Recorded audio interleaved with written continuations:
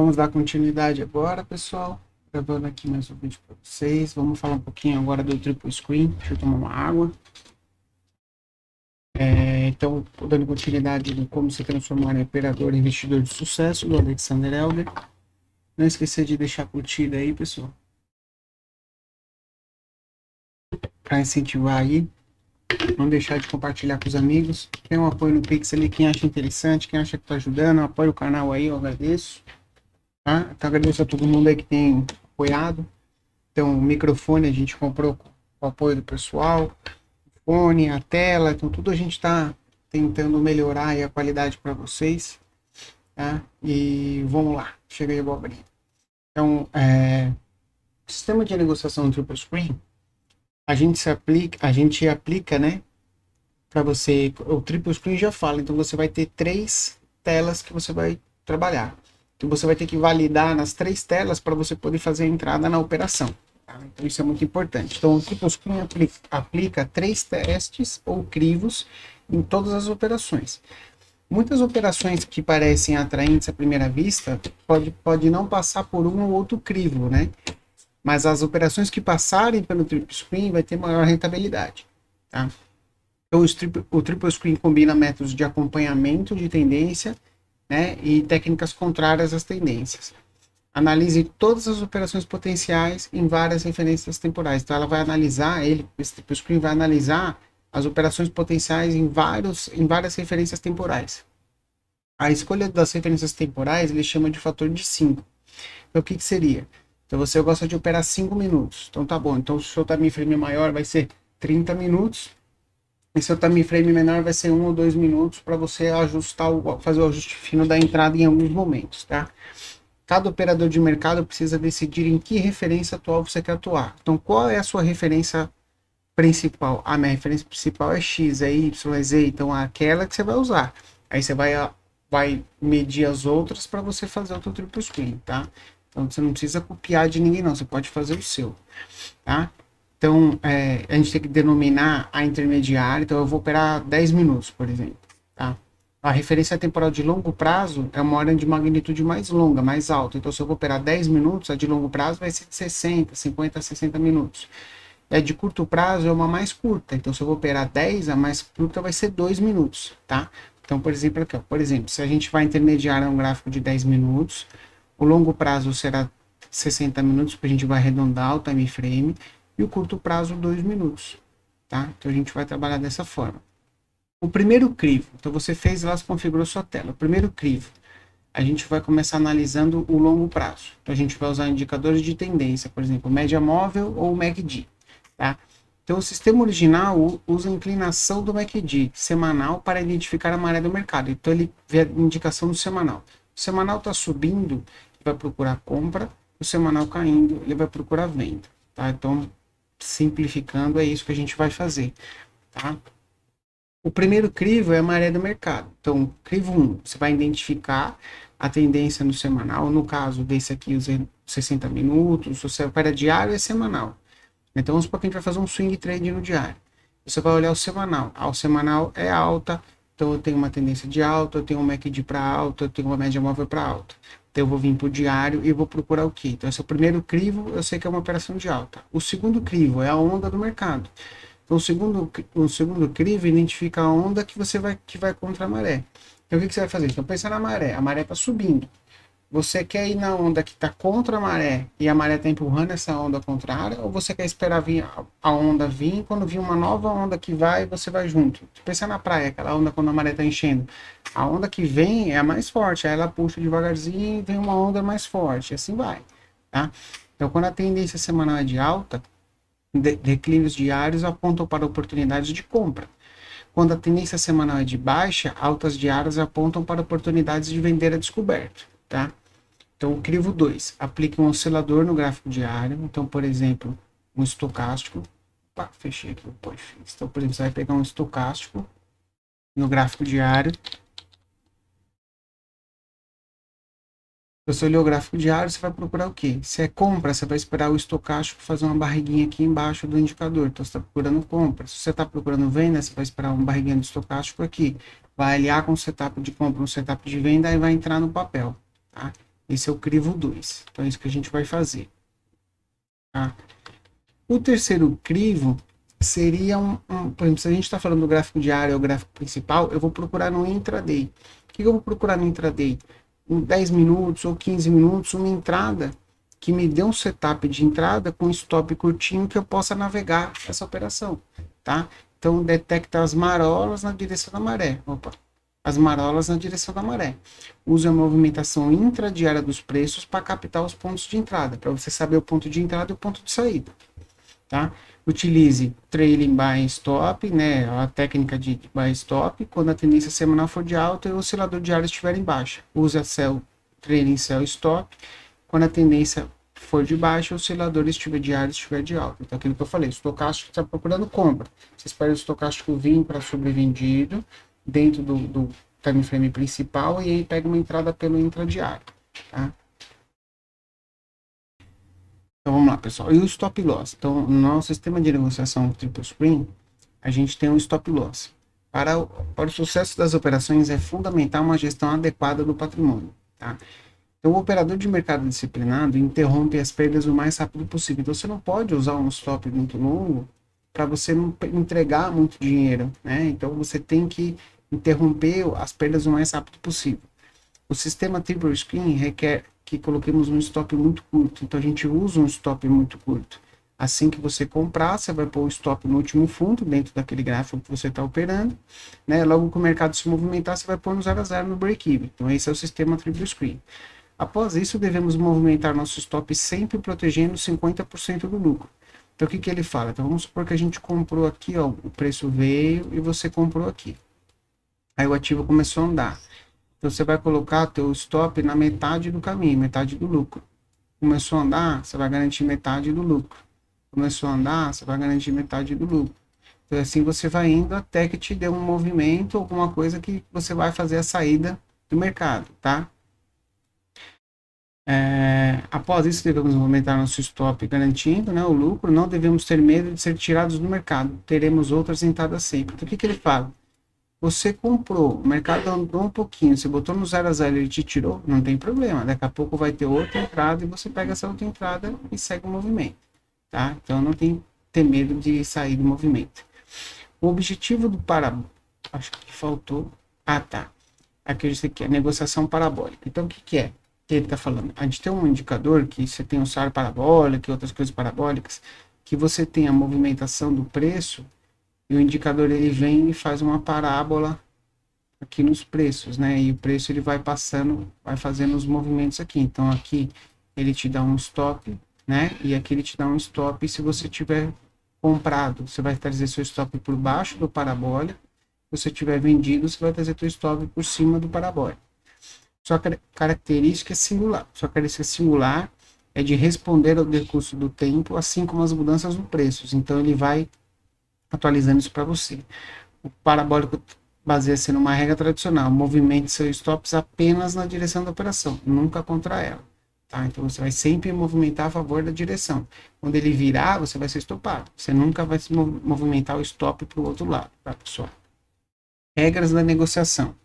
Quando você vira uma forte tendência de alta, você vai examinar os dados das últimas semanas, aplica o sistema parabólico que ele vai fazer. Hoje em dia já tem automático. Depois de atualizar o parabólico até o dia, comece a calcular os stops diários e utilize para proteger os lucros de operação comprada e vendida. Tá? Então, essa é uma forma de stop. Tá? Sistema de negociação em canal. Tá? Então, geralmente, os preços eles fluem em canais. Então, por exemplo, um canal de alta. Tá? Então, no canal de alta, os preços sobem, tem um teto visível aqui, tem um teto visível aqui, tá? Um teto invisível, aí ele volta. Aí ele bate num ponto que parece um piso invisível. Né? Então ele fica fazendo essa movimentação. A gente consegue traçar essas linhas de canal que chama, né? A gente tem 4 maneiras de construir esse canal, tá? Traçando uma linha de canal paralela a uma linha de tendência. Então eu tenho topos e fundos, onde eu vou ter aqui uma linha de tendência, eu vou traçar uma linha de tendência e uma linha paralela que é a linha de tendência. Eu vou ter um canal, tá? Plotando 2 linhas paralelas a uma média móvel. Então o que você pode fazer?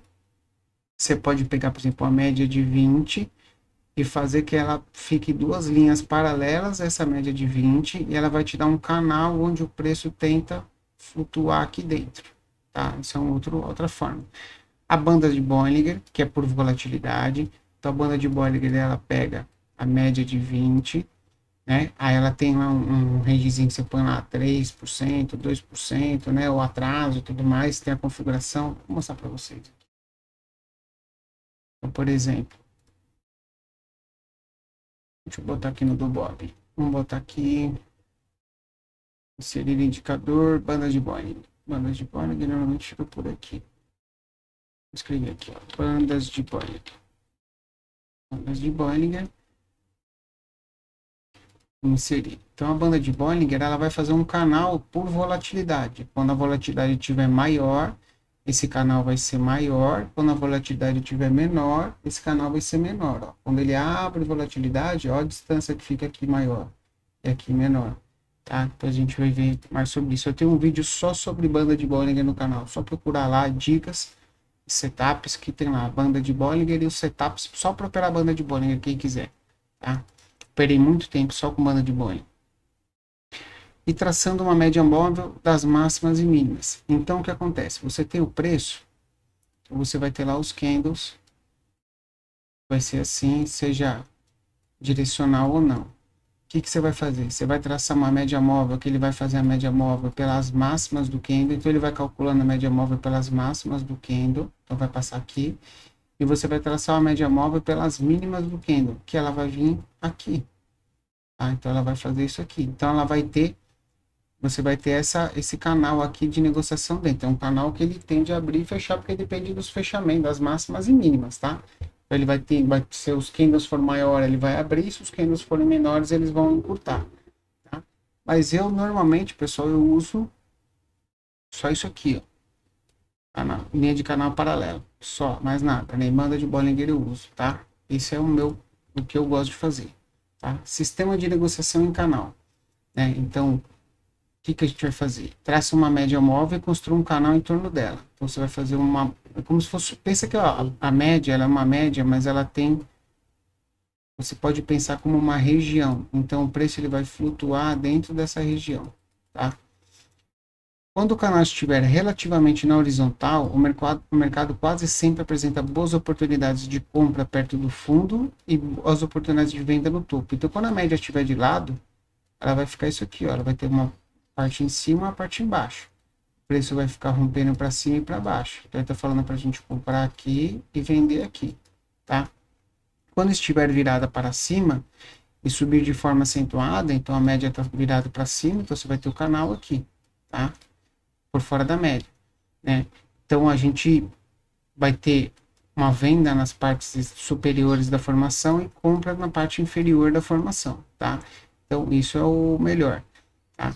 Então a gente tem uma penetração de queda, quando tiver penetração de alta, compra, uma penetração de alta, quando voltar a gente vende, tá? Venda a sua posição comprada quando o mercado retomar o topo do canal, tá? Então basicamente é isso que a gente vai fazer, tá? Também serve para venda no caso de negociação em canal, tá? Então, regras de negociação ainda, tá? Detecta um sinal de venda quando os preços alcançam a linha superior do canal.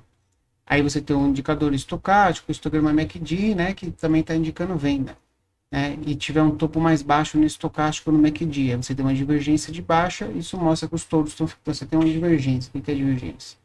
A gente tem topos ascendentes no preço e o indicador está como? O indicador está assim. Então, a gente tem aqui subindo e aqui caindo. Então, a gente tem uma divergência, tá? Então, mostra que os touros estão ficando mais fracos.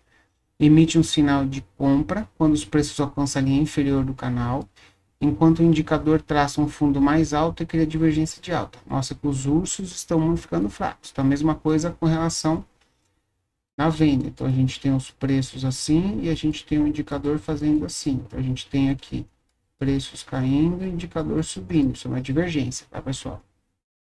A gente vai operar comprado abaixo da média móvel quando o canal estiver subindo, realize lucro na linha de canal superior. Opere vendido quando o canal estiver caindo e realize lucro na linha inferior do canal. Então a gente, num canal, vai comprar nessa região e vender nessa região. Tá? Então, basicamente é isso que ele passa para a gente nesse ponto, tá?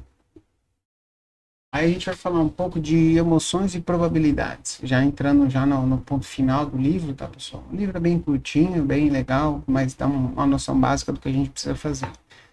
Bom, a gente operar no mercado é tão empolgante que faz com que a gente fique eufórico. E esse é um grande problema. Eu falo isso porque eu fico eufórico até hoje. Hoje fiz uma operação sensacional, R$ 700 de lucro, assim, em poucos segundos, então foi muito bom. Ninguém consegue se sentir eufórico e ganhar dinheiro ao mesmo tempo, porque se você se sentir eufórico, você fica nervoso, fica ansioso, você acaba não raciocinando direito. Então, as emoções nas operações de mercado é seu inimigo. Porque quanto mais emocionado você ficar, seja eufórico, seja preocupado, seja triste, seja feliz, você vai, vamos dizer assim, é, esbranquecer, vamos dizer assim, você não vai enxergar direito o mercado, porque você vai estar muito eufórico, você vai estar com uma adrenalina, com um sentimento muito à flor da pele. A ganância e o medo são sentimentos que destroem o operador no mercado. Você querer ganhar muito dinheiro muito rápido, ou você tiver medo de perder o dinheiro que você está entrando na operação, vai te destruir com certeza. O objetivo de um profissional bem-sucedido em qualquer campo é dar o melhor de si, mesmo, tornar-se o melhor médico, o melhor advogado, o melhor operador de mercado, tá? Mas isso é muito difícil, tá? Então você tem que se esforçar, tem que fazer suas análises, seus estudos e por aí vai.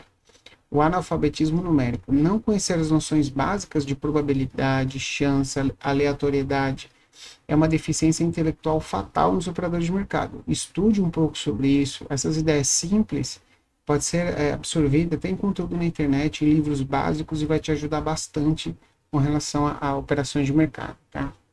Expectativa positiva. Nas operações de mercado, a vantagem decorre de um sistema que gera maiores lucros do que perdas, slippage e comissões. Então você tem que ter um sistema que você tenha mais lucro do que perda, que slippage e que comissões.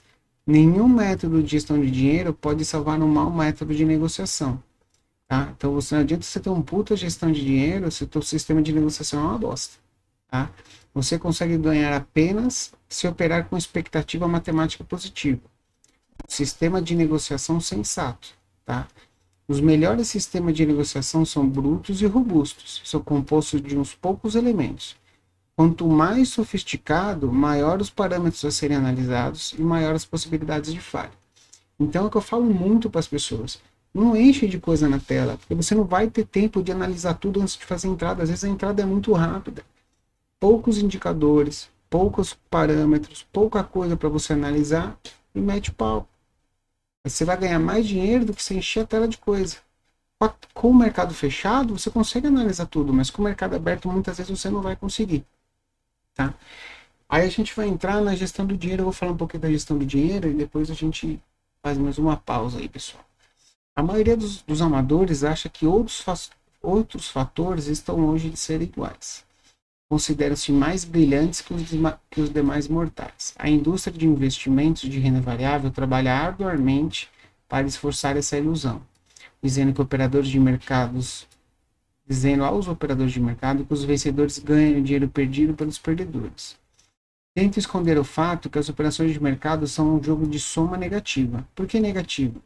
Porque se você comprar, vamos supor, 11 ações e vender 11 ações no mesmo preço, aqui você vai ter custas e aqui você vai ter custas. Então, quando você ganhar, você não vai ganhar a mesma quantidade que você perdeu. Então, se você ganhou R$ 100 aqui, tá, na operação, você não ganhou 100, você vai ganhar, sei lá, R$ 90, tá? Quanto aqui você vai ter perdido 110. Porque você tem os mesmos R$ 10 de custas aqui, você vai ter aqui. Então, quando você perde muito mais do que você ganha. Então, se você tiver um trade system que você ganha 1 para 1, na verdade você não está ganhando 1 para 1. Tá? Então, os amadores afoitos assumem riscos insensatos, produzindo comissões para corretores e lucro para operadores da sala de negociações. Quando explodem e saem do mercado, novos otários entram no mercado, pois a esperança jorra de uma fonte eterna. Então, eles ficam trazendo novos otários no mercado para continuar trazendo dinheiro para o mercado continuar ganhando, e isso vai ser um ciclo eterno, tá? Então, numa gestão do dinheiro, a primeira coisa que a gente tem que pensar, o primeiro ponto que a gente tem que pensar é sobreviver. A primeira coisa é sobreviver no mercado. você deve evitar riscos que o expulsem do mercado. Então, evite ter risco que vai quebrar sua conta, tá? O segundo objetivo é ganhar uma taxa de retorno constante. E o terceiro objetivo é oferir altos rendimentos. Mas a sobrevivência vem em primeiro lugar. Não arriscarás toda a grana é o primeiro mandamento das operações de mercado. Não ponha todo o dinheiro numa operação. É preciso definir antecipadamente quanto você pode perder, em que nível você cortará essas perdas, tá? Então, quanto você pode perder e onde vai ser seu stop. É a primeira coisa que você tem que colocar. Quanto você vai arriscar? Quanto você vai arriscar numa operação? Vários testes demonstraram que o valor máximo que um operador pode perder em uma única operação sem danificar suas perspectivas é 2% do patrimônio. A maioria dos amadores sacode a cabeça quando ouve isso. Então o cara fala, mas eu tenho R$ 1.000, eu vou por 2%, não vou nem estar na operação, então não era para você estar operando. Mas eu tenho R$ 100.000, eu vou arriscar só 2.000? Quando muito. A maioria dos profissionais bem-sucedidos, por outro lado, considera 2% muito alto. Eles não se permitem arriscar mais do que 1,5% do patrimônio em uma única operação. A regra dos 2% impõe um piso resistente ao valor dos danos que o mercado poderá infligir à sua conta. Então, essa forma vai te dar um piso do máximo que você vai perder. Dali você não pode passar, você não pode perder mais que aquilo, porque isso vai fazer mal financeiramente para sua conta. Vamos lá. Em todo caso, se o seu intuito for construir um melhor histórico de sucesso, você de certo não querá mostrar prejuízo mensal mais do que 6 ou 8. Então você não pode ter mais do que 6 ou 8% de prejuízo no mês. Ao atingir esse limite, você tem que parar de operar durante o mês. Use esse período de resfriamento para reanalisar a si próprio os métodos e os mercados que você está operando. A regra dos 2% mantém afastado das operações mais arriscadas. Então, quando a operação estiver muito volátil, muito arriscada, você não vai conseguir entrar na operação sem quebrar a metodologia, então você não vai operar. Quando formar pirâmides, você vai aumentar o seu tamanho da operação no mercado. À medida que uma operação se desdobrar a seu favor, a regra dos 2% também é útil. Mesmo que você aumente a sua posição, você não pode passar dos 2% de risco. Tá? Reinvestimento de lucro. Aceitar uma perda pode ser emocionalmente difícil, mas realizar lucro às vezes ainda é mais duro.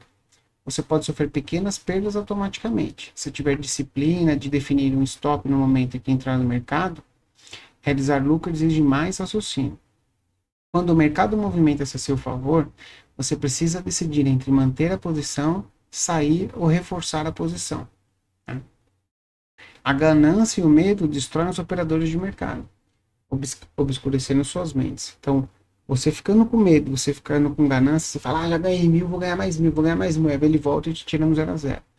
A única maneira de ser bem sucedido nas operações de mercado é usar o intelecto. A única maneira de ser bem sucedido é usar o intelecto. Qualidade antes do dinheiro. O objetivo de um operador de mercado bem sucedido é realizar as melhores operações. As melhores operações. Trade bosta também dá game. Realizar as melhores operações. O dinheiro é secundário. Se você operar bem, você vai ganhar dinheiro com certeza. Contar dinheiro durante as operações acende uma luz vermelha. Já ganhei 100, já ganhei 150. Nossa, já ganhei 200. Já ganhei 300. Um aviso que você está pronto a ponto de perder. Porque suas emoções estão interferindo e provavelmente dominarão seu intelecto. Então, o que eu faço no meu caso? Que eu sei que eu fico às vezes ansioso. Eu tiro o resultado em dinheiro e ponho o resultado em pontos ou em porcentagem. Então, eu já não sei mais quanto está dando, às vezes, de ganho, de prejuízo. Eu sei em porcentagem. Está dando 3, está dando 5, está dando 10, meu alvo está em 10, está em 12 e assim vai. Tá? Por isso, uma boa ideia é sair da operação se você não conseguir tirar o dinheiro da cabeça. Ficou nervoso, começou a contar, ficou ansioso, eufórico, sai da operação. Encerra a operação com gain, encerra a operação com loss, do jeito que tiver, antes que isso fique pior. Concentre-se na qualidade da operação, em identificar oportunidades que façam sentido, em procurar a sua operação, em desenvolver o seu plano de gestão de dinheiro e manter o controle sobre a operação. É a principal coisa que você tem que fazer, certo? Operação, o objetivo de um operador, né? Aqui eu coloquei, acho que ele repetiu. Então, um bom operador de mercado deve se concentrar na descoberta e execução de bons operadores, boas operações de mercado. Tá?